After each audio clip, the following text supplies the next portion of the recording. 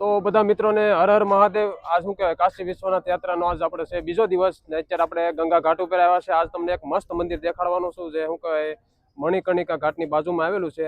એ રત્નેશ્વર મહાદેવ માતૃપિતૃના ઋણ મહાદેવ તરીકે પણ ઓળખાય છે અને કાશીનું કરવટ મંદિર તરીકે કહી શકાય. તો હાલો તમને એ મંદિર દેખાડું. તો જો મિત્રો, આ મંદિર છે કાશીનું કરવટ તરીકે પણ ઓળખાય છે, રત્નેશ્વર મહાદેવ અને માતૃપિતૃ ઋણ તરીકે પણ ઓળખાય છે. તમને નજીક જઈ અને મંદિર આખું દેખાડું.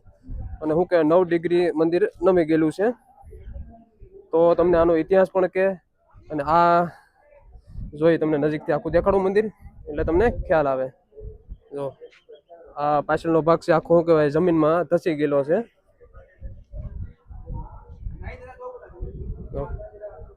ફરતું તમને પેલા મંદિર દેખાડી દઉં, પછી મંદિરની અંદર દર્શન પણ કરાવી દઉં. નીચે પાણી જાય છે. મિત્રો, આ છે એ મંદિર છે ને આખું આડું નમી ગયેલું. કાશી વિશ્વનાથ આવો તો જરૂર આ મંદિરે દર્શન કરવા આવજો. અને હવે તમને થોડોક આનો ઇતિહાસ પણ કહી દઉં. તો આનો ઇતિહાસની વાત કરી તો શું કહેવાય, તો માનસી રાજા હતો, એનો એક સેવક હતો. એણે આ મંદિર બનાવેલું મહાદેવનું. એના માતાનું નામ રત્નાબાઈ હતું. કે પોતાના માતાના શું કહેવાય ઋણમાંથી મુક્ત થાય એ માટે માતાને માટે આ મંદિર બનાવેલું. પણ આ મંદિર પૂરું થયું ને અહંકારથી એણે કીધું કે હવે માતા તમારા ઋણમાંથી હું મુક્ત થયો. ત્યારે આ મંદિર ધસી ગયું. અને શાસ્ત્રમાં કહેવત છે કે માતા પિતાના ઋણમાંથી કોઈથી કોઈ મુક્ત થતું નથી. એના કારણે આ મંદિર ધસી ગયેલું છે. આવી રીતનો એનો આ મંદિરનો ઇતિહાસ છે. તો હવે આપણે જઈએ મંદિરના ગર્ભગૃહમાં દર્શન કરવા. અને આ મંદિર શું કહેવાય, ચોમાસાના 6 મહિના ટુકડું તો આખું અડધું પોણું મંદિર ડૂબી જાય પાણીમાં.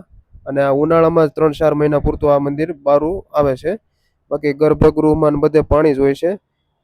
તો હવે આપણે જઈએ અંદર દર્શન કરવા માટે. અને શું કહેવાય આનું જ્યારે આ મંદિર મતલબ તૂટી જાય કે મતલબ ધસી જાય અને પાણીના પ્રવાહમાં વહી જાય, ત્યારે આખી દુનિયાનો નાશ થાય એવું કહેવત છે.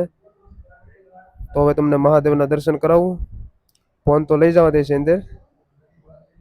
તો ગલતેશ્વર મહાદેવ છે. તો બધાને હર હર મહાદેવ. તો આપણે બીજા વ્લોગમાં કાલ મળીએ પાછા.